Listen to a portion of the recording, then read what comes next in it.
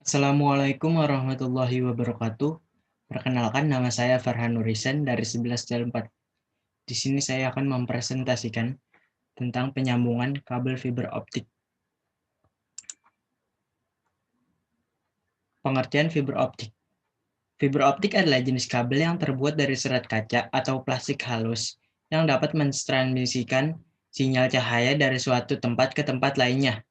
Diameter kabel fiber optik pada umumnya berukuran sekitar 120 mikrometer, sedangkan sumber cahayanya dapat berupa sinar laser atau LED. Fungsi fiber optik. Fungsinya merupakan sebagai media penghubung dan juga media transmisi data dari satu perangkat komputer ke perangkat komputer lainnya yang berada pada suatu ruang lingkup jaringan tertentu. Alat-alat penyambungan fiber optik. Yang pertama ada spitchler. Spitchler adalah alat yang digunakan untuk menyambungkan ujung kabel core dengan pigtail. Yang kedua ada heater atau pemanas. Heater merupakan salah satu alat yang digunakan saat melakukan penyambungan fiber optik yang berguna untuk memanaskan kabel yang telah menjadi satu. Yang ketiga ada cleaver. Cleaver merupakan alat fiber optik yang digunakan untuk meratakan ujung kabel fiber optik agar ketika dihubungkan tidak memiliki loss disable yang besar. Yang keempat ada tang dengan pengupas FO. Digunakan untuk mengupas dan menguliti kabel fiber optik. Yang kelima ada fiber optik.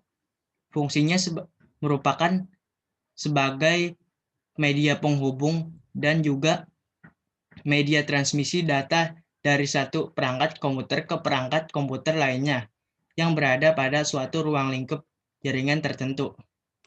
Yang keenam ada tisu dan alkohol.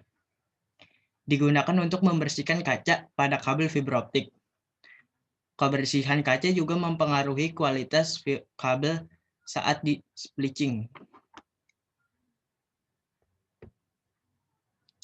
Langkah-langkah penyambungan fiber optik. Langkah pertama, kupas kulit menggunakan loop sheet cutter. Panjang kupasan disesuaikan dengan jenis penyambungan yang dipakai. Untuk lebih jelasnya, bisa lihat keterangan seperti gambar berikut ini.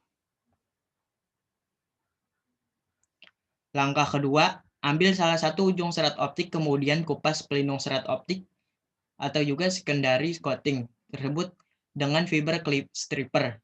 Panjang ujung serat optik yang dikupas kurang lebih sekitar 4 cm. Langkah ketiga, bersihkan ujung serat optik tersebut. Hal ini ditunjukkan untuk menghilangkan primary coating dengan tisu yang sudah dibasahi dengan alkohol 90%. Yang keempat, lakukan pemotongan ujung serat optik tersebut dengan fiber cutter atau fiber cleaver. Dan pada tahap ini harus benar-benar melakukan dengan rapih. Langkah kelima, jika hasil pemotongan maupun pembersihan berhasil, baik maka proses penyambungan dapat dilaksanakan.